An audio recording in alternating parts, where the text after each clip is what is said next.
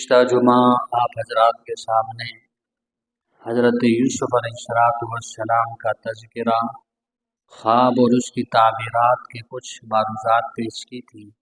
حضرت یوسف علیہ السلام قید خانے کے اندر موجود تھے اور اس وقت کے مصر کے بادشاہ نے خواب دیکھا، اس کی تعبیر کے لیے لوگوں کو جمع کیا تو حضرت یوسف علیہ السلام کے ساتھ موجود حضرت یوسف علیہ السلام کے قید خانے میں ایک جو قیدی تھا، وہ جو رہا ہوا تھا، وہ بھی اس دربار کے اندر حاضر تھا۔ اس نے جب بادشاہ کا خواب سنا تو اس نے کہا کہ مجھے قید خانے کے اندر جانے دو، قید خانے میں ایک شخص ہے کہ جو اس کی تعبیر بتا سکتا ہے۔ یہ ساقی مصر کے بادشاہ کا خادم قید خانے میں چلا گیا اور حضرت یوسف علیہ السلام سے ملاقات کی اور اس کو خواب سنایا اور اس کی تعبیر پوچھی کہ ہمارے بادشاہ نے یہ خواب دیکھا ہے اور اس کی تعبیر بتاؤ۔ تو حضرت یوسف علیہ السلام کو اس نے خواب سنایا اور حضرت یوسف علیہ السلام نے اس کی تعبیر بھی بتائی اور اس کی تدبیر بھی بتائی۔ خواب سنایا، فرمایا کہ یوسف ایھا الصدیق افتنا فی 7 بقرات سمان یأکلہن 7 عجاف۔ اے سچے یوسف، آپ مجھے بتا دیجئے کہ 7 گائیں ہیں جو خوب موٹی ہیں اور اس کو 7 دوسری گائیں کھا رہی ہیں جو پتلی دبلی ہیں،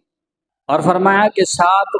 خوشیں ہیں جو سرسبز ہیں اور دوسرے 7 خوشیں ہیں جو سوکھے ہیں، خشک ہیں۔ فرمایا کہ یہ خواب ہمارے بادشاہ نے، ہمارے مالک نے دیکھا ہے، آپ اس کی تعبیر مجھے بتا دیجئے تاکہ جب میں آپ سے تعبیر پوچھ کر لوگوں کی طرف لوٹوں تو وہ لوگ بھی جو ہے وہ اس کی تعبیر کو جان سکیں۔ اس لیے فرمایا کہ آپ اس کی تعبیر بتائیں اور میں بادشاہ کے پاس جاؤں اور اس کو تعبیر بتاؤں، لعلہم یعلمون، تاکہ وہ لوگ بھی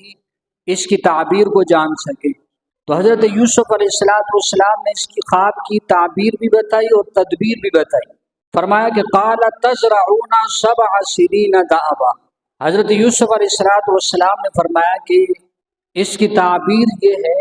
کہ 7 سال آپ لوگوں کے اوپر خوب کاشتکاری کرائیں گے، کہ 7 سال آپ خوب کاشتکاری کرو گے اور پیداوار بھی بہت زیادہ ہوگی۔ اور فرمایا کہ یہ جو موٹی گائیں ہیں اس سے مراد 7 سال ہیں اور اس کے اندر کاشتکاری ہے، اور جو 7 سبز خوشیں ہیں اس سے مراد پیداوار ہے کہ پیداوار بھی آپ کو خوب جو ہے وہ ملے گی، اور دوسری جو پتلی گائیں اور خشک خوشیں ہیں اس سے مراد پھر 7 سال کے بعد اگلے 7 سال ہیں۔ پہلے 7 سال تو آپ خوب کاشتکاری کرو گے اور آپ کے پاس پیداوار بھی بہت زیادہ ہوگی، لیکن اس کے بعد پھر 7 سال ایسے آئیں گے کہ جو سخت ہوں گے، تنگی کے ہوں گے، قحط سالی کے ہوں گے، کہ پانی کی بھی قلت ہوگی، آپ کاشتکاری اتنی نہیں کر سکو گے اور پیداوار بھی نہیں ہوگی۔ یہ تعبیر بتائی خواب کی اور پھر تدبیر بھی بتائی کہ اگلے 7 سال جو سخت ہیں اس کو کنٹرول کیسے کرنا ہے۔ فرمایا کہ یہ جو پہلے 7 سال ہیں اس میں آپ جو کاشتکاری کرو گے، اناج وغیرہ، کھیتی وغیرہ جو کاٹو گے، اناج کو خوشوں سے الگ نہیں کرنا، اس کو بالیوں میں رہنے دینا۔ کھیتی جب کاٹ لو تو دانوں کو خوشوں سے نہیں نکالنا، بلکہ جتنی مقدار آپ کو ضرورت ہو بس اتنی مقدار خوشوں سے نکال کر اس کو استعمال کر لو، باقی سارا اناج جو ہے وہ خوشوں کے اندر رہنے دو۔ عموماً ہوتا تو یہ ہے کہ جب کھیتی کاٹتے ہیں تو اناج دانے وغیرہ سارے بالیوں سے، خوشوں سے نکال لیتے ہیں اور اس کو پھر جمع کر کے رکھ دیا جاتا ہے اور سال بھر اس کو چلاتے ہیں، لیکن حضرت یوسف علیہ السلام نے فرمایا کہ یہ جو 7 سال خوب پیداوار ہوگی، آپ نے اناج دانے وغیرہ کو خوشوں سے نہیں نکالنا، خوشوں سے صرف اتنا اناج آپ نے نکالنا ہے روزمرہ کا، جتنا آپ کو ضرورت ہو، جتنا آپ کو کھانے کی ضرورت ہو، بس اتنا اناج نکالو، باقی اناج کو، دانے کو جو ہے وہ خوشوں کے اندر رہے۔ اس طرح جو آپ کا سال بھر میں جتنی آمدن ہوگی، لیکن جو آپ کھاؤ گے تو سال گزرنے کے بعد بھی آدھا اناج آپ کا باقی رہے گا۔ جب 7 سال آپ مسلسل اس کو کھاؤ گے، اگلے 7 سال جو تمہارے اوپر سختی کے آنے والے ہیں، اس 7 سال کا آدھا مال آپ کے پاس جمع ہوگا وہ اگلے 7 سال آپ آرام سے گزار لوگے، آپ کے اوپر پھر کوئی پریشانی نہیں ہوگی۔ یہ حضرت یوسف علیہ السلام نے تعبیر بھی بتائی اور تدبیر بھی بتا دی کہ آپ نے وقت کیسے گزارنا ہے۔ اس لیے فرمایا کہ قال تزرعون 7 سنین دابا، کہ پہلے 7 سال لگاتار آپ خود کاشتکاری کرو گے۔ ثم یاتی من بعد ذلک 7 شداد یاکل ما قدمتم لهن، پھر اس کے بعد 7 سال سخت آئیں گے اور وہ اس چیز کو کھا جائیں گے جس چیز کا آپ نے پہلے سے تیاری کر رکھی ہوگی، یعنی کہ آپ نے خوشوں سے دانے نہیں نکالے، پہلے سے آپ نے اس کے لیے جمع کر کے رکھا ہے کہ اگلے 7 سال تنگی کے آنے والے، تو آپ کے اوپر اس کا اثر نہیں پڑے گا۔ پھر فرمایا کہ اس کے بعد ثم یاتی من بعد ذلک عام فیہ یغاث الناس وفیہ یعصرون، اور اس کے بعد 1 سال ایسا آئے گا کہ پھر خوب تمہارے اوپر جو ہے وہ بارشیں ہوں گی اور اتنا پھل ہو جائے گا کہ تم پھلوں کے جوس نکال کر کے پیو۔ تو یہ خواب کی تعبیر بتائی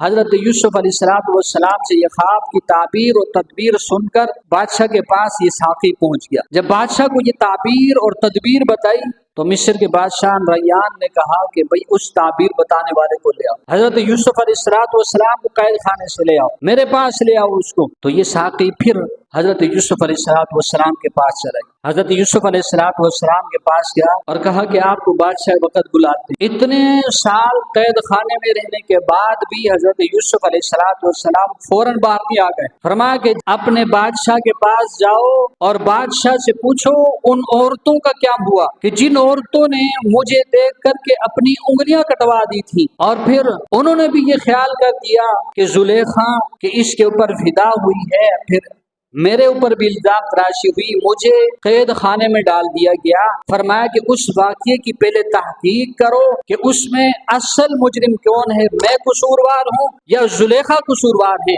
بادشاہ کو کہو اس کی پہلے تحقیق کرے، لوگوں کے سامنے اس کو جو ہے وہ وضاحت کے ساتھ پیش کرے، میرے دامن پر یہ جو دھبا ہے اس کو جو ہے پہلے صاف کرے، اس کے بعد جو ہے وہ میں جیل سے باہر۔ تو حضرت یوسف علیہ السلام نے اس لیے فرمایا کہ مجھے باہر جا کر تبلیغ کر دی، اور کہیں ایسا نہ ہو کہ کوئی یہ کہے کہ یہ تو آج دین کے لیے تبلیغ کر رہا ہے، اسی کے اوپر تو فلاں فلاں الزام تھا اور اتنے سال اس نے قید خانے میں گزارے تو یہ آج ہمارے کو تبلیغ کر رہا ہے۔ فرمایا کہ جو الزام میرے اوپر ہے وہ لوگوں کے سامنے جو ہے وضاحت کے ساتھ پیش کرو، لوگوں کی غلط فہمیاں دور کرو۔ ہو سکتا ہے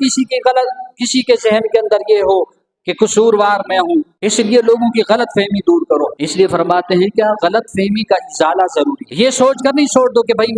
میں نے تو اچھا کام کیا، وہ غلط سوچ رہا ہے تو سوچ رہا۔ کسی کے بارے میں غلط گمان کرنا یہ تو غلط ہے ہی، لیکن کسی کے ذہن کے اندر اگر کوئی غلط فہمی آ رہی ہے اور تم اس کو دور کر سکتے ہو تو فرمایا کہ اس کی غلط فہمی کو دور کرو۔ وہ آپ صلی اللہ علیہ وسلم وہ اعتکاف میں بیٹھے ہوئے تھے، آپ صلی اللہ علیہ وسلم کے پاس رات کو عشاء کی نماز کے بعد آپ صلی اللہ علیہ وسلم کی ازواج مطہرات میں سے 3 یا 4 بیویاں آپ صلی اللہ علیہ وسلم کے بعد تشریف لائی، کچھ دیر تک بیٹھی رہیں، جانے لگی تو باقی بیویاں تو چلی گئی، حضرت صفیہ رضی اللہ تعالیٰ عنہا آپ صلی اللہ علیہ وسلم کے پاس پھر کچھ دیر جو ہے وہ بیٹھ گئی۔ پھر جب حضرت صفیہ رضی اللہ تعالیٰ عنہا آپ صلی اللہ علیہ وسلم سے اٹھ کر جانے لگی مسجد سے، تو آپ صلی اللہ علیہ وسلم نے فرمایا کہ مسجد کے گیٹ تک میں آ جاتا ہوں اور سامنے کھڑا ہو جاتا ہوں، جب تک آپ حجرے کے اندر چلی جاؤ میں گیٹ پہ کھڑا ہو جاتا ہوں۔ آپ صلی اللہ علیہ وسلم گیٹ پہ کھڑے ہو گئے، حضرت صفیہ رضی اللہ تعالیٰ گیٹ سے نکلی اور اپنے حجرے میں چلی گئی۔ مسجد نبوی کے ساتھ ہی ازواج مطہرات کے یوں قطار میں جو ہے وہ حجرے بنے ہوئے تھے، سب سے پہلے اپنی عائشہ رضی اللہ تعالیٰ کا تھا، اس طرح ترتیب سے حجرے تھے۔ تو حضرت صفیہ جیسے مسجد سے نکل کر گھر کی طرف جانے لگی تو حضور صلی اللہ علیہ وسلم نے دیکھا رات کافی ہو چکی تھی اور اندھیرا بھی تھا کہ 2 شخصوں کو، 2 صحابہ کرام رضوان اللہ تعالی مجمعین کو حضور صلی اللہ علیہ وسلم نے دیکھا۔ تو حضور صلی اللہ علیہ وسلم نے ان کو آواز دے کر بلایا اپنے قریب، کرام رضوان اللہ تعالی مجمعین تھے۔ فرمایا کہ آپ نے یہاں سے ایک بی بی کو جاتے ہوئے دیکھا ہے؟ تو حضور صلی اللہ علیہ وسلم نے فرمایا کہ جی یا رسول اللہ ہم نے دیکھا ہے۔ کہا کہ وہ میری بیوی حضرت صفیہ تھی، کوئی اور خاتون نہیں تھی۔ تو صحابہ کرام فرمانے لگے یا رسول اللہ صلی اللہ علیہ وسلم آپ نبی ہیں اور ہم آپ کے بارے میں ایسا کیا خیال کر سکتے ہیں کہ آپ وضاحت کر کے بتا رہے ہیں، لیکن قیامت تک آنے والے مسلمانوں کو سبق دینا چاہ رہے تھے کہ اگر کسی کے خلاف یہ اندیشہ ہو کہ میرے خلاف وہ غلط گمانی کر سکتا ہے تو آپ کے پاس اگر کوئی الفاظ ہیں اس کا ازالہ آپ کر سکتے ہو تو آپ ضرور کرو۔ تو حضور صلی اللہ علیہ وسلم نے ارشاد فرمایا کہ آپ اگرچہ آپ جو ہے وہ غلط نہیں سوچو گے، لیکن شیطان انسان کے جسم میں جہاں تک خون دوڑتا ہے اسی طرح شیطان بھی دوڑتا ہے۔ ہو سکتا ہے شیطان تمہارے ذہن کے اندر یہ ڈال دے کہ رات کے اس وقت میں یہ خاتون مسجد سے نکل کر جا رہی ہے، کون ہوگی، کس کے ساتھ ہوگی۔ اس لیے حضور صلی اللہ علیہ وسلم نے فرمایا کہ وہ میری بیوی حضرت صفیہ۔ تو حضرت یوسف علیہ السلام نے فرمایا کہ میرا اس غلط فہمی کا جو ہے وہ ازالہ دور کیا جائے، اس کے بعد میں جیل سے آؤں گا۔ تو وہ ساقی بھی حضرت یوسف علیہ السلام کی بات لے کر کے بادشاہ کے پاس چلا گیا۔ واقعے کے اندر بہت سارے سبق ملتے ہیں۔ ایک تو یہ کہ ساقی جب حضرت یوسف علیہ السلام کے پاس گیا نا، اس نے کہا کہ بادشاہ نے یہ خواب دیکھا، اس کی تعبیر بتا دو۔ حضرت یوسف کے علاوہ اگر کوئی اور شخص ہوتا تو وہ کہتا کہ تم اپنے کام کے وقت تو آ جاتے ہو، جو میں نے آپ کے سپرد کام کیا تھا وہ تو آپ نے کیا نہیں۔ حضرت یوسف علیہ السلام نے اس کے ذمے ایک کام لگایا تھا کہ آپ جیل سے رہا ہو کر کے جا رہے ہو، جب آپ باہر جاؤ تو اپنے بادشاہ کے سامنے میرا کیس رکھنا اور میرا کہنا کہ بے گناہ جو ہے وہ یوسف قید کے اندر ہے، اس کے معاملے کو اس کی تحقیق کرو، وہ بے گناہ ہے، اس کے معاملے میں جو ہے وہ توجہ کرو۔ لیکن جب یہ ساقی باہر چلا گیا تو حضرت یوسف علیہ السلام کو بھول گیا اور ان کی بات کو بھول گیا اور بادشاہ کے سامنے کوئی تذکرہ نہیں کیا۔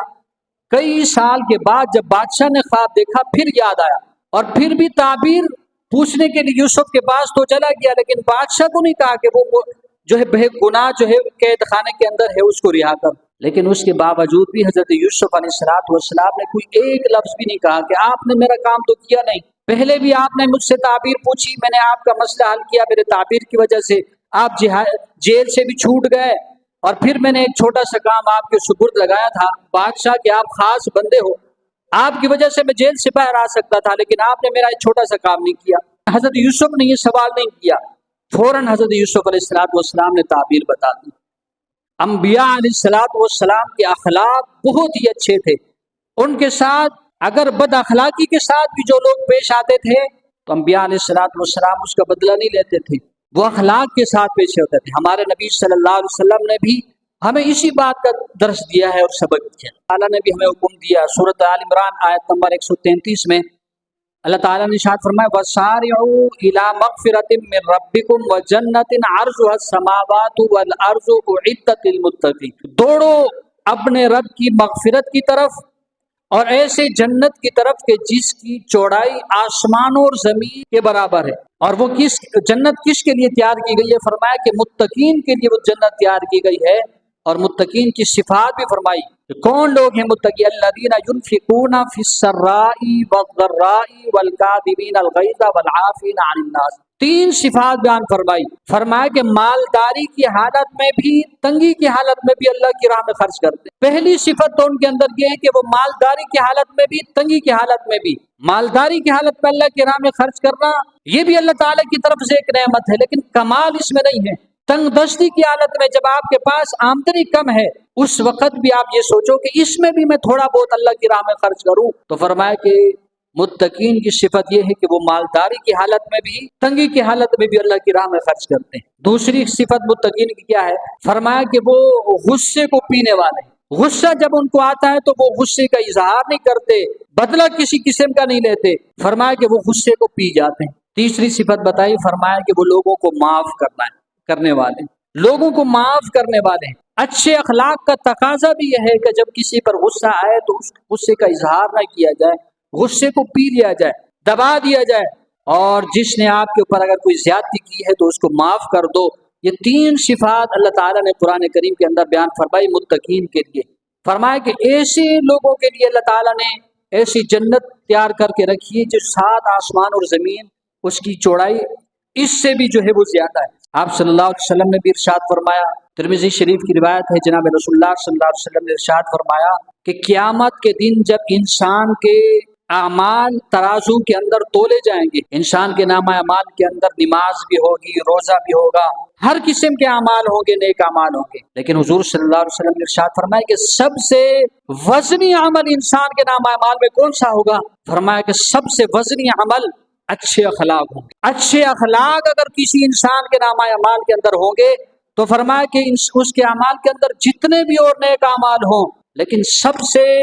وزنی عمل یہی ہوگا اچھے اخلاق۔ ایک اور حدیث میں جناب رسول اللہ صلی اللہ علیہ وسلم نے ارشاد فرمایا کہ انسان اچھے اخلاق کی وجہ سے وہ جو ہے دوسرے اس انسان کے مقام اور مرتبے کو پہنچ جاتا ہے کہ جس نے زندگی بھر روزے رکھے اور راتوں کو قیام کرتا رہا۔ کہ ایک شخص ہے کہ وہ صرف فرائض اور واجبات ادا کرتا ہے لیکن لوگوں کے ساتھ اچھے اخلاق کے ساتھ پیش آتا ہے، ان کے ساتھ کسی قسم کا غصہ بدلہ یہ چیزیں وہ نہیں کرتا، اچھے اخلاق کے ساتھ پیش آتا ہے۔ لیکن دوسرا ایک انسان ہے، اس نے پوری زندگی بھر روزے رکھتا رہا دن میں اور رات کو جو ہے پوری رات اللہ کی عبادت کرتا رہا، لیکن اخلاق کے اندر وہ بہت زیادہ اچھا نہیں ہے۔ تو حضور صلی اللہ علیہ وسلم نے ارشاد فرمایا کہ یہ شخص جو صرف فرائض اور واجبات پر عمل کرتا ہے لیکن اخلاق اچھے ہیں، یہ مقام اور مرتبے میں اس شخص کو پہنچ جائے گا جو پوری زندگی دن میں روزہ رکھتا رہا اور رات کو قیام کرتا رہا۔ اچھے اخلاق کی اتنی بڑی فضیلت ہے، اس لیے آپ صلی اللہ علیہ وسلم نے ایک اور حدیث میں آپ صلی اللہ علیہ وسلم نے ارشاد فرمایا کہ مجھے اللہ تعالیٰ نے تمہارے پاس اس لیے بھیجا ہے کہ میں اچھے اخلاق کی تکمیل کر سکوں۔ صرف مجھے اس لیے نہیں بھیجا کہ آپ کو میں نماز کا حکم کروں، روزے کا حکم کروں یا دیگر عبادات کا حکم کروں۔ فرمایا آپ صلی اللہ علیہ وسلم نے فرمایا نبی مجھے آپ کے پاس بھیجنے کا ایک مقصد یہ ہے کہ میں اچھے اخلاق کی تکمیل کر سکوں۔ تو ہمیں بھی آپ صلی اللہ علیہ وسلم کی توسط سے ہمیں بھی یہ حکم ہے کہ ہم لوگوں کے ساتھ جو ہے وہ اچھے اخلاق کے ساتھ پیش آئیں۔ آپ صلی اللہ علیہ وسلم اخلاق کے بارے میں دعا بھی کیا کرتے تھے۔ ایک دعا آپ صلی اللہ علیہ وسلم ہمیشہ مانگا کرتے تھے، اللہ کہ جس طرح تو نے میری صورت کو بہترین بنایا ہے میرے اخلاق کو بھی اس طرح بہترین بنا دے۔ حالانکہ آپ صلی اللہ علیہ وسلم کے اخلاق اچھے تھے، ہمیں سبق دیا جا رہا ہے کہ آپ اللہ تعالیٰ نے تمہیں انسان کو کتنی بہترین صورت کے اندر اللہ تعالیٰ نے بنایا، اور فرمایا کہ اس طرح اللہ تعالیٰ سے اخلاق کے بارے میں بھی دعا مانگا کرو اور اپنے اندر اخلاق بھی اچھے پیدا کیا کرو، اچھے اخلاق کے ساتھ لوگوں کے ساتھ پیش آیا کرو۔ اس لیے حضور صلی اللہ علیہ وسلم یہ دعا مانگا کرتے تھے، اللہ جس طرح بہترین صورت والا مجھے بنایا ہے اسی طرح میرے اخلاق کو بھی بہترین بنا دے، اچھا بنا دے۔ اور آپ صلی اللہ علیہ وسلم کے اخلاق کیسے تھے؟ آپ صلی اللہ علیہ وسلم جس سے بھی ملتے بڑی خندہ پیشانی کے ساتھ، بڑی جو ہے وہ مسکراتے ہوئے چہرے کے ساتھ، آپ صلی اللہ علیہ وسلم کے بارے میں آتا ہے جب آپ صلی اللہ علیہ وسلم کسی کے ساتھ بغل گیر ہوتے، آپ صلی اللہ علیہ وسلم کے کندھے پر اگر کسی کا سر ہوتا یا آپ صلی اللہ علیہ وسلم کے سینے کے ساتھ کسی کا سینہ ہوتا تو آپ صلی اللہ علیہ وسلم کبھی بھی جو ہے وہ اپنا سینہ پہلے پیچھے نہیں کرتے تھے، اپنا سر پہلے نہیں ہٹاتے تھے کسی کے کندھے سے جب تک کہ سامنے والا جو ہے وہ نہ چھوڑ دیتا، تب تک آپ صلی اللہ علیہ وسلم جو ہے وہ سینے سے لگائے رکھتے، اس قدر اخلاق تھے۔ اور ایک روایت میں تھے آپ صلی اللہ علیہ وسلم جب کسی سے ہاتھ مصافحہ کرتے تو اپنے ہاتھ مبارک بھی کسی سے نہیں چھڑواتے تھے جب تک کہ وہ سامنے والا ہاتھ نہ چھوڑ دیتا، تب تک آپ صلی اللہ علیہ وسلم ان کے ہاتھ کو جو ہے دونوں ہاتھوں سے پکڑ کر رکھتے۔ یہ آپ صلی اللہ علیہ وسلم کے اخلاق تھے۔ زید بن حارث رضی اللہ تعالیٰ عنہ، یہ تو چھوٹی عمر میں آپ صلی اللہ علیہ وسلم کے گھر میں پرورش پائی، انہوں نے فرمایا کہ آپ صلی اللہ علیہ وسلم وحی کے لیے جب کاتبین وحی کو لکھواتے ہم بھی موجود ہوتے تو آپ صلی اللہ علیہ وسلم جو بھی بات کر رہے ہوتے، حضرت زید بن حارث فرماتے ہیں آپ صلی اللہ علیہ وسلم کوئی بھی بات کر رہے ہوتے، ہم جس بات کا اظہار آپ صلی اللہ علیہ وسلم کے سامنے کرتے، ہم اگر دنیا کی کوئی بات بھی کرتے تو آپ صلی اللہ علیہ وسلم اس دنیا کی باتوں میں وہ جو مشغول ہو جاتے، ہماری باتوں کے اندر شامل ہو جاتے تھے، اپنی بات کو ختم کر دیتے۔ اگر ہم آخرت کی بات کو کرنے لگتے تو آپ صلی اللہ علیہ وسلم بھی آخری بات میں شامل ہو جاتے،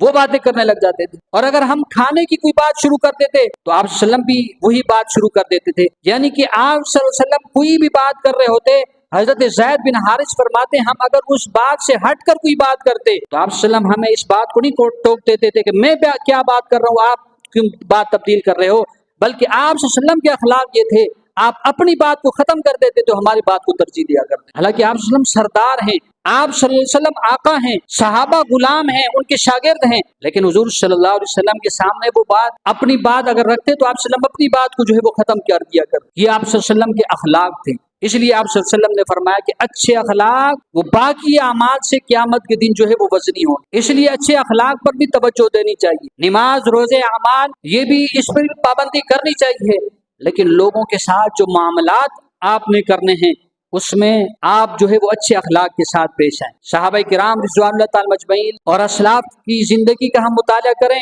تو اس سے بھی ہمیں یہ سبق ملتا ہے ان کے اخلاق کس قدر تھے۔ حضرت لقمان حکیم سے ان کے بیٹے نے پوچھا، فرمایا کہ اگر کسی شخص کے اندر کوئی ایک صفت سب سے اچھی خصلت اور عادت ہو تو وہ کیسی ہونی چاہیے، کون سی اچھی عادت ہونی چاہیے؟ تو حضرت لقمان حکیم نے فرمایا کہ سب سے اچھی عادت اور خصلت تو ہے دینداری، کہ دینداری جو ہے وہ سب سے اچھی خصلت ہے۔ فرمایا کہ اگر دو عادتیں ہوں تو پھر دوسری کون سی ہونی چاہیے؟ تو حضرت لقمان حکیم نے فرمایا کہ مال ہے، کہ مال اور اس کے ذریعے سے جو ہے وہ نیک کام کے اندر حصہ دینا، کہ مال کے ذریعے سے انسان جو ہے وہ بہت سارے نیک کاموں کے اندر جو ہے وہ حصہ لے سکتا ہے۔ اس لیے اچھا مال اور اس کا اچھا تصرف یہ بھی بہت ہی اچھی خصلت ہے۔ اس لیے دینداری کے بعد اگر کسی کو یہ نعمت مل گئی کہ مال بھی بہت ملا اور اس کا مصرف بھی وہ اچھا